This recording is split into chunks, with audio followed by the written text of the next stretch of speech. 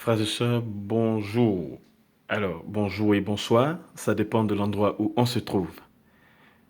Je voudrais encore une fois réitérer mes excuses pour le temps, pour ce temps de silence qui, sans entrer dans les détails, est, je dirais, difficile à comprendre. Alors, encore une fois, excusez-moi. Aujourd'hui, je voudrais, comme je l'avais souligné la dernière fois, donner quelques précisions sur le problème, le problème qui nous a été assigné, autrement dit, l'histoire que j'avais créée pour vous permettre de faire face à des difficultés qui vous sont soumises et savoir un peu comment est-ce que vous appréciez, comment est-ce que vous appréhendez, vous saisissez les différents problèmes qui vous sont soulignés. Est-ce que vous tombez là-dessus? Est-ce que vous faites preuve de discernement? Est-ce que vous êtes dur envers la personne qui, je dirais, vient se confier à vous? Voilà un peu l'objectif. L'objectif, c'était de vous permettre d'avoir une base. Et c'est aussi l'objectif de Grâce Espoir.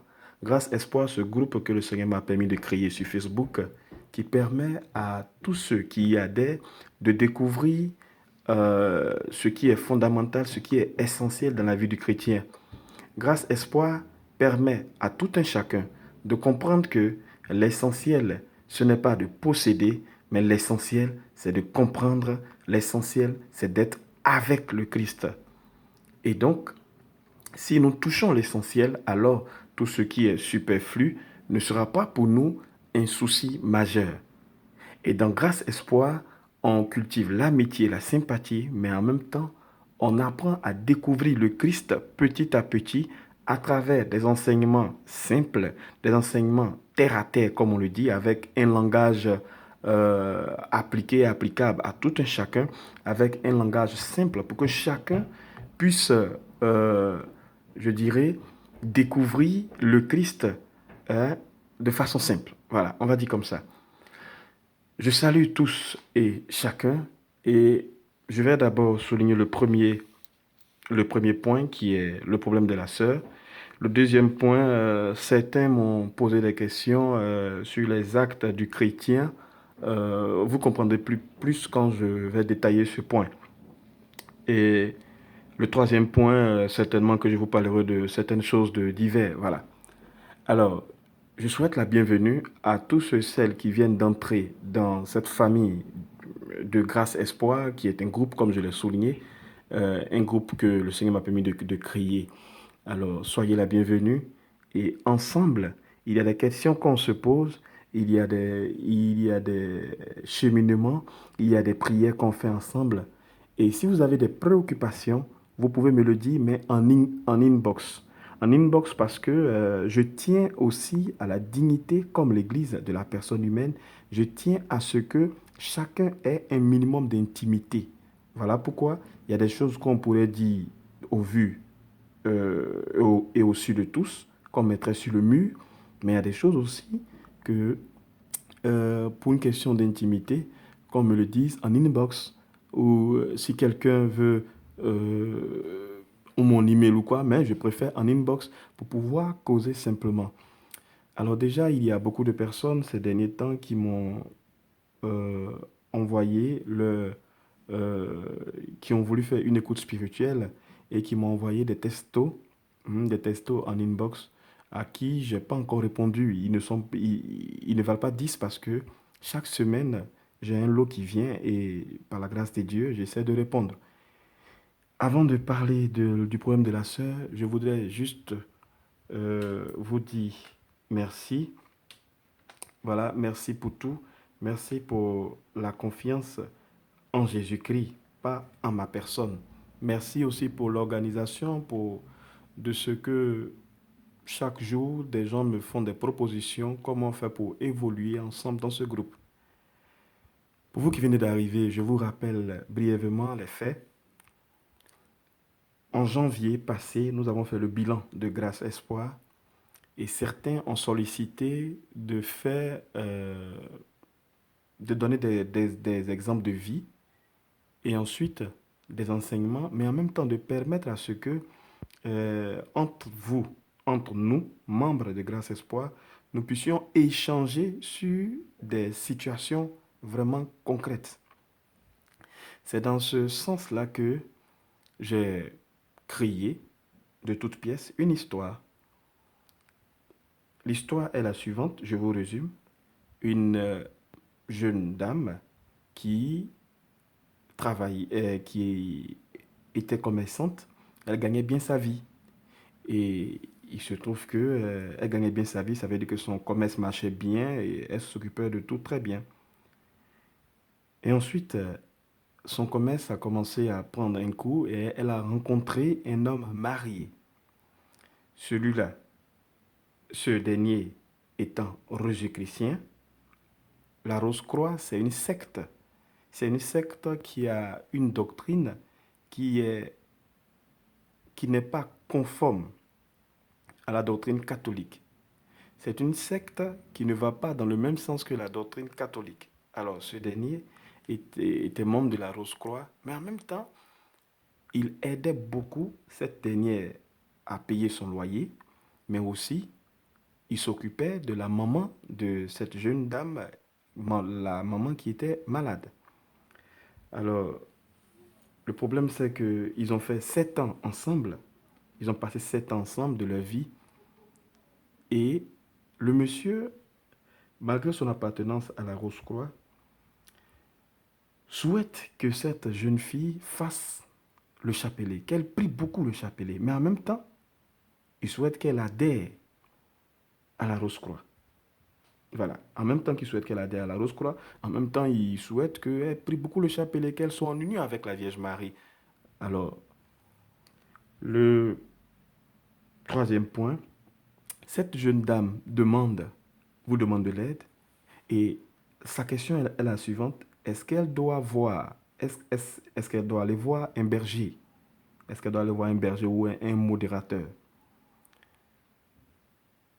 Et j'ai demandé donc à tout un chacun d'aider cette femme de par des conseils, de par des propositions et tout ce que vous pouvez imaginer. Alors, voici les faits ainsi résumés. Mes frères, mes sœurs, j'ai lu beaucoup. Pour ceux qui viennent d'arriver, vous découvrez que cette histoire est sur notre mur. Mais en même temps, il y a eu beaucoup d'interventions. Et je dis merci à tout un chacun pour votre participation. Maintenant, on va ensemble aider cette sœur. Sa question était la suivante. Qu'est-ce qu'elle doit faire? Est-ce qu'elle doit aller voir un berger ou un modérateur? Voilà la question de la jeune dame. Et moi-même, je vous ai demandé d'aider cette femme à travers des conseils et des propositions. Il aurait fallu, en premier lieu, répondre à sa question d'abord. Mais avant, vous avez tellement bien fait pour certains, pardon. Elle a dit, est-ce qu'elle doit aller voir un berger ou un modérateur pour une écoute spirituelle? Pour ceux qui viennent d'arriver, qui ne savent pas ce que c'est que l'écoute spirituelle, regardez sur le mur, il y a une vidéo dans laquelle, pardon, il y a une vidéo dans laquelle il se trouve un enseignement sur l'écoute spirituelle. Et dans les divers, je vais souligner quelques points. Voilà. Donc d'abord, est-ce qu'elle doit aller voir un berger ou un modérateur? Premier point, son commerce marchait très bien. Et je dis merci, vous avez suivi. D'abord, il faut accueillir la jeune fille en question. L'accueil est quelque chose de fondamental et de très important dans la vie d'un chrétien et même au niveau de l'écoute spirituelle. C'est grâce à l'accueil que la personne aura confiance en elle-même. Il faut d'abord accueillir la personne. Comment accueillir la personne? C'est de la saluer et de lui demander comment elle se porte. Est-ce que ça va? Elle va dire que ça ne va pas. Elle va vous expliquer son problème, comme le problème qui est souligné ici. Quand elle finit de vous souligner son problème, pour certains l'ont fait d'ailleurs, il ne faudrait pas écarquiller les yeux devant elle. Il ne faudrait pas présenter un air de surpris devant elle. Il ne faudrait pas présenter un air d'étonnement devant elle. Il ne faudrait même pas taper la table pour dire mais comment ça? Comment tu as pu faire cela? Il ne faudrait pas crier sur elle. C'est tout ça l'accueil. Il faut lui dire, comme Jésus l'a fait avec la femme adultère, femme, personne ne t'a condamné, moi non plus je ne te condamne pas. C'est cela qui est intéressant. Il faut remettre cette femme en confiance. Après l'avoir remis en confiance, vous allez maintenant décortiquer son problème, tout en sachant que son problème majeur, la question qu'elle a posée, est-ce qu'elle doit aller voir un modérateur ou un prêtre? Donc, vous pouviez lui répondre directement, mais il n'est pas sûr que quittant euh, votre présence, elle puisse aller voir un modérateur ou un prêtre. Donc, vous allez profiter pour lui dire certaines choses, mais de façon brève. Ne soyez pas vraiment très étendu sur le problème. Sinon, elle finira par se dire que elle n'est pas digne de, de dire même le nom de Jésus.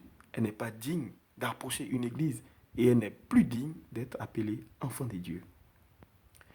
Alors, après l'avoir accueilli, vous allez lui dire que, comme certains l'ont fait, je le répète encore, son commerce marchait très bien et puisque son commerce marchait très bien, qu'elle vous explique comment elle menait sa vie avant cet homme. Là, beaucoup n'ont pas creusé. Vous êtes arrêté vous êtes arrêté sur le point selon lequel son commerce marchait avant. Mais il fallait lui demander comment est-ce qu'elle menait sa vie. Quand elle vous dira comment est-ce qu'elle menait sa vie, en fonction de ce qu'elle aurait dit, vous allez savoir, ça va vous permettre d'avoir un point, je dirais un élément qui vous permettra de l'aider dans son développement. Parce que le point, l'élément clé se trouve avant son commerce et avant sa rencontre avec le monsieur. C'est là-bas que se trouve l'élément essentiel. Ce n'est pas après. Qu'est-ce qui a fait qu'elle a rencontré ce monsieur? Vous direz, pour beaucoup, ben, parce qu'elle avait besoin d'argent. Non. Du moment où on dit que, c'est vrai, on peut dire que son commerce ne marchait plus et puis elle a rencontré ce monsieur. Oui, c'est vrai, on peut le dire, mais en même temps, son commerce pouvait marcher et puis c'est dans cette logique-là qu'elle a rencontré le monsieur. Mais je reviens dessus, il est bon de souligner qu'est-ce qu'elle faisait et comment elle menait sa vie avant la rencontre avec ce monsieur. Et de quoi souffre sa maman? Après avoir fini cette première étape, vous allez maintenant lui demander, est-ce que elle est sûre que elle peut être aidée par Jésus? C'est-à-dire, un exemple banal, merci de m'avoir parlé. Qu'est-ce que vous désirez le plus? C'est-à-dire, lui demander ce qu'elle désire elle-même, ce qu'elle cherche elle-même, ce qu'elle veut elle-même. Vous direz directement, ah ben oui, elle a dit qu'elle veut voir un modérateur ou un berger ou encore, quand c'est comme ça veut dire que la personne veut être guérie. La personne veut changer de vie. C'est pas évident. C'est pas évident. Alors, vous après, vous convenez, vous voyez, pardon, que ce problème, il est très délicat. Qu'est-ce qu'elle faisait avant son commerce? Ensuite, elle-même, qu'est-ce qu'elle désire le plus?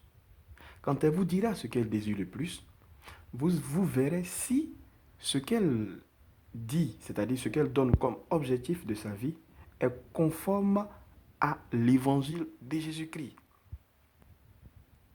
Si cela est conforme à l'évangile de Jésus-Christ, tant mieux. Mais si ce n'est pas conforme à l'évangile de Jésus-Christ, ne lui dites pas non, tu as raté ta vie. Non. C'est-à-dire, il faut revenir avec elle sur cette terre.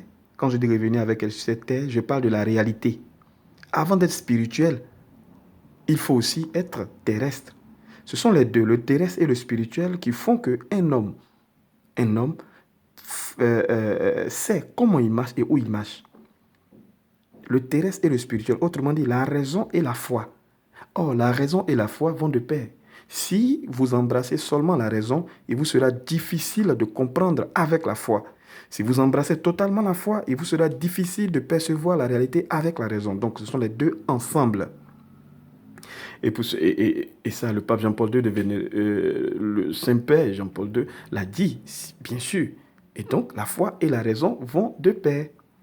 Alors, vous voyez que on n'est même pas encore arrivé sur le problème de le monsieur, tout ça. C'est ça, l'écoute spirituelle. C'est pourquoi lorsque vous nous donnez des thèmes, vous nous donnez, quand je dis des thèmes, vous nous parlez, on ne tombe pas là-dessus comme ça.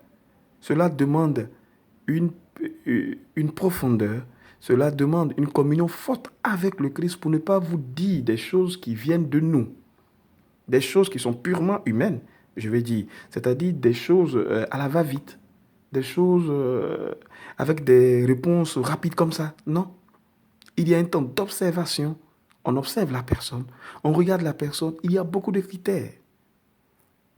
Donc, pour dire comme une parenthèse, ceux qui m'envoient leur écoute spirituelle, ceux qui font des écoutes spirituelles avec moi en inbox, quand ils finissent d'écrire, j'écris comme ça, ok, je vous répondrai plus tard. Ce n'est pas parce que je ne veux pas répondre, ou ce n'est pas parce que j'ai d'autres choses à faire. Non, ce n'est pas ça. Et même ce que vous avez dit peut faire une semaine et je peux répondre après. Mais pas parce que je me suis dit, ah, j'ai oublié quelque chose. Non. En toute chose, il faut de la persévérance, il faut de la prière, il faut de la profondeur. C'est cela qui guide un chrétien. La précipitation avec le chrétien mène le chrétien dans un trou. Alors, frères et sœurs, après avoir fini avec cette première partie, nous tombons maintenant dans la deuxième partie avec l'homme. Qui est-il? Que cherche-t-il? Que veut-il? Quels sont les actes et les actions qu'il a eues avec elle? Comment se comporte-t-il avec elle? Le texte ne donne pas tous les détails. C'est ainsi que quand quelqu'un vient vous parler, elle ne vous donnera jamais tous les détails. Elle sera superficielle. À vous de creuser, à vous d'aller en profondeur. Et la troisième partie, là, dans la deuxième partie, pardon, il est dit qu'il était rosicrucien, comme je l'ai déjà mentionné. Voilà pourquoi je ne voulais pas revenir là-dessus. Parce que la Rose-Croix n'a rien à voir avec l'Église catholique, la foi catholique. Que ce soit la Rose-Croix, que ce soit la franc-maçonnerie, que ce soit toutes sortes de sectes. Les sectaires, ce sont des personnes qui ont une doctrine à part.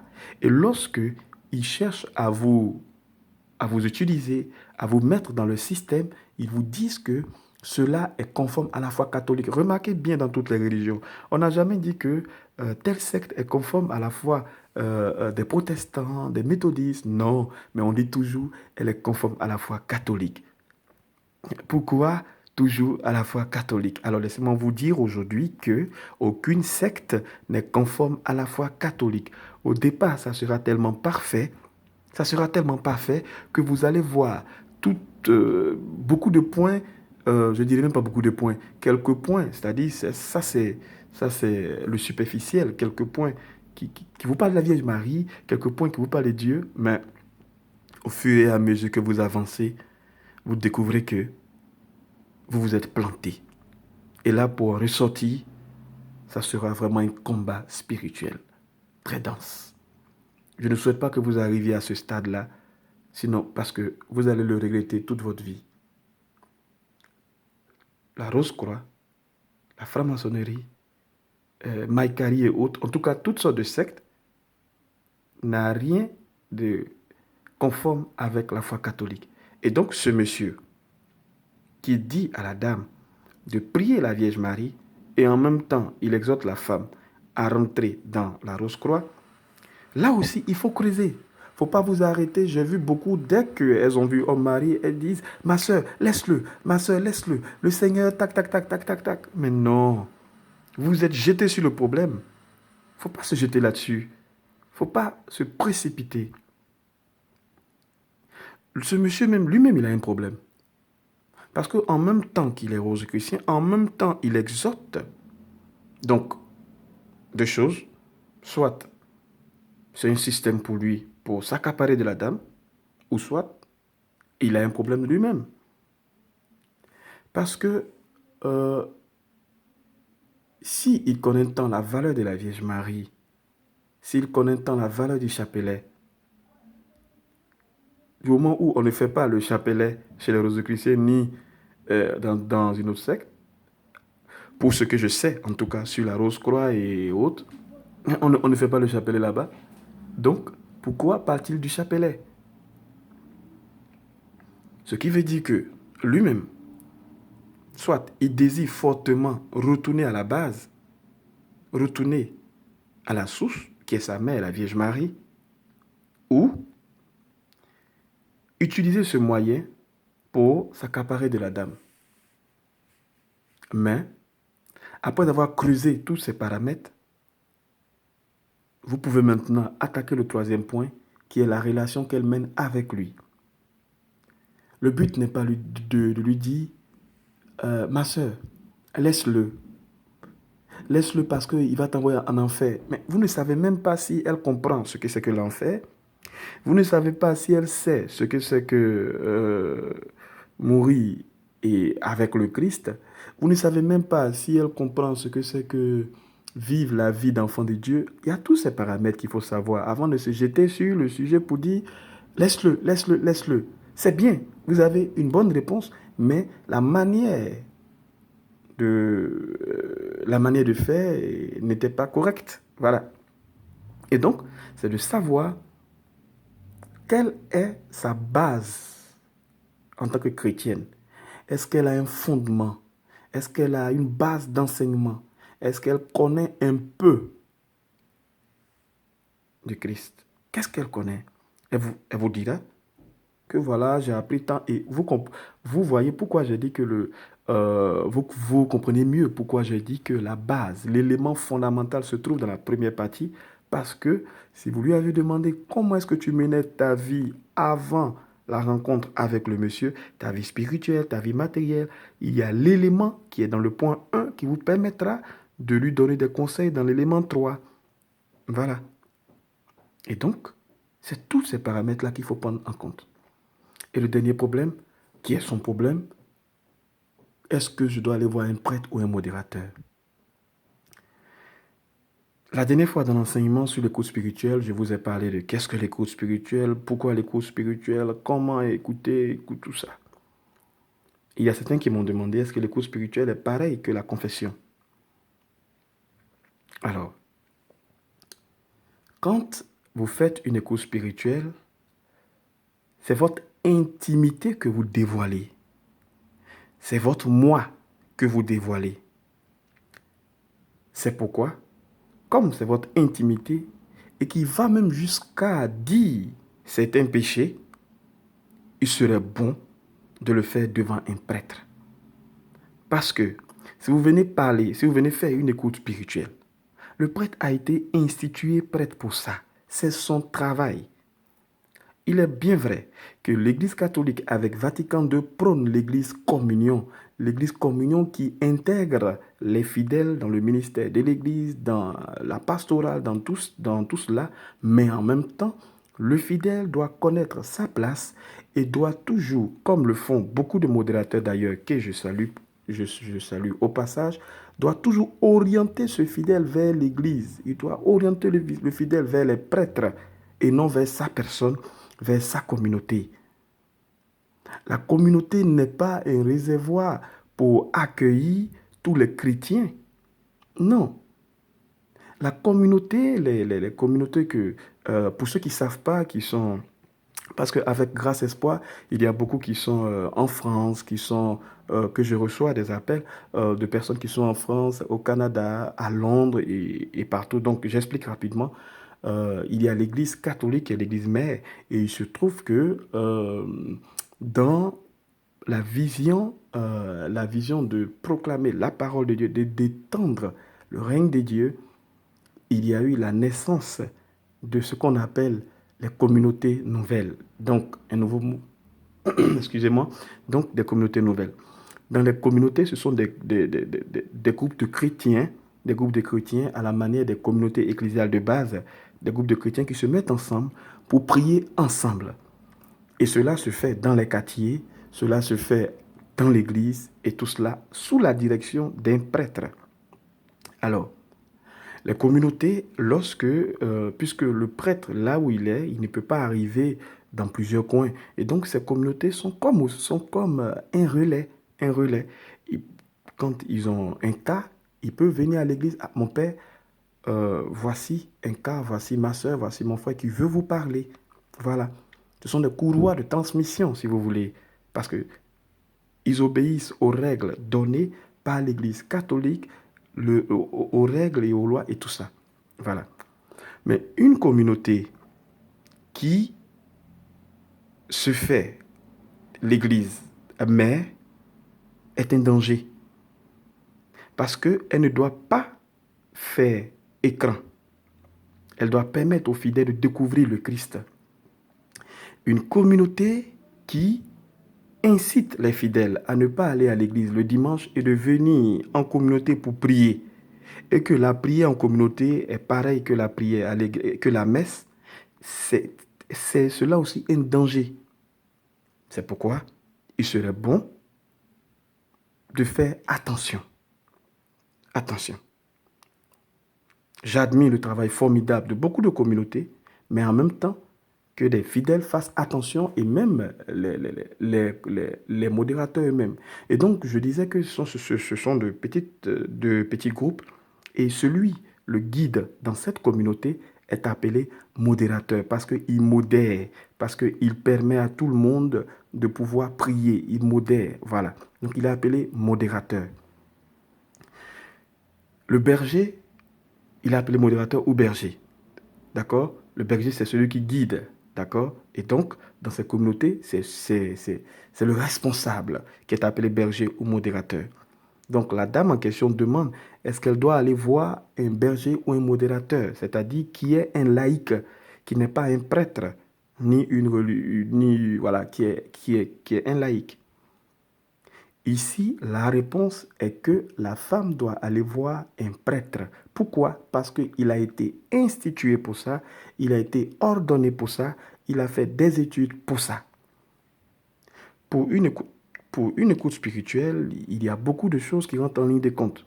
Donc, si toi, femme, si toi, homme, tu vas dévoiler ton moi, ton intimité à une tierce personne, quand tu vas dire devant un laïc, bon voilà, j'ai commis le péché de l'avortement, mais c'est ton intimité que tu viens de dévoiler. C'est un péché que tu viens de confesser. Donc, normalement, tu dois recevoir l'absolution. Tu dois recevoir l'absolution. Mais puisque tu viens de le confesser, il ne peut pas t'absoudre. Et pour certains modérateurs qui ont vraiment, qui sont poussés aussi dans la spiritualité, ils savent que on ne doit pas trop parler. Mais le danger est que parfois, il y en a qui divulguent des secrets. Et c'est pour éviter tout cela qu'il est bon que le modérateur vous accompagne auprès d'un prêtre. Voilà. C'est vrai qu'il y a des points. Bon, mon frère, tu peux prier pour moi parce que j'ai un voyage en vue. Là, ça passe. Mon frère, je voulais te voir pour. Je parle des modérateurs bergers. Je voulais te voir parce que, voilà, euh, quand je dors, j'ai des rêves un peu bizarres, voilà, et voilà, ça passe. Mais il y a des écoutes spirituelles qui sont vraiment un peu denses, il faut faire très attention. Alors, pour dire que elle demande si elle doit aller voir un modérateur ou un prêtre, donc pour revenir à la situation, il est bon d'aller voir un prêtre. Il est bon d'aller voir un prêtre. Voilà. Concernant ce point, je réitère encore mes remerciements à chacun Et je sais que parmi vous, il y en a qui vivent cette situation-là. Cette situation, comme je l'ai dit, n'est pas suite à une écoute spirituelle que j'ai pu faire, non. Mais je l'ai créée de toutes pièces pour voir un peu comment vous agissez vis-à-vis d'un problème. Mais, au-delà de ça, il y a des personnes qui vivent cette situation. Profitez pour lire les commentaires qui ont été donnés. Profitez pour lire tout ça. Et vous-même, faites-vous une idée de la chose. Voilà. Alors, le deuxième point concernant les actes du chrétien, est-ce que il y a quelqu'un qui me disait, mon père, vraiment, j'ai tellement prié, j'ai prié, mais je ne vois rien. Mes frères, mes soeurs, faites très attention. Faites très, très attention. On a comme l'impression que c'est parce que nous faisons telle ou telle chose que nous devons avoir telle ou telle chose. Jésus, ce qui me plaît chez lui, c'est un bon pédagogue. Il nous a dit, celui qui veut me suivre, qu'il prenne sa croix et me suive. Autrement dit, si tu me suis, sache qu'il y aura des difficultés, sache qu'il y aura des hauts et des bas, sache qu'il y aura des obstacles. Voilà. Celui qui veut me suivre, qu'il prenne sa croix. Alors, quand tout va bien chez le chrétien, quand ses activités prospèrent, quand la joie est dans son cœur, quand il n'a pas de soucis, il ne fait pas de mauvais rêves, il ne fait pas de cauchemars, quand il est bien assis et que la famille va très bien, alors Dieu l'aime, alors Dieu est avec lui, alors le ciel s'ouvre pour lui et il pleut des grâces sur des grâces. Mais quand il y a une difficulté, on se pose la question, mais le Seigneur, où est-il? Il faut que notre foi évolue. Il faut que notre foi évolue en même temps que nous aussi nous grandissons. C'est très important, frères et sœurs. Ne restons pas au statu quo. Il faut que notre foi évolue. Il faut que notre foi évolue.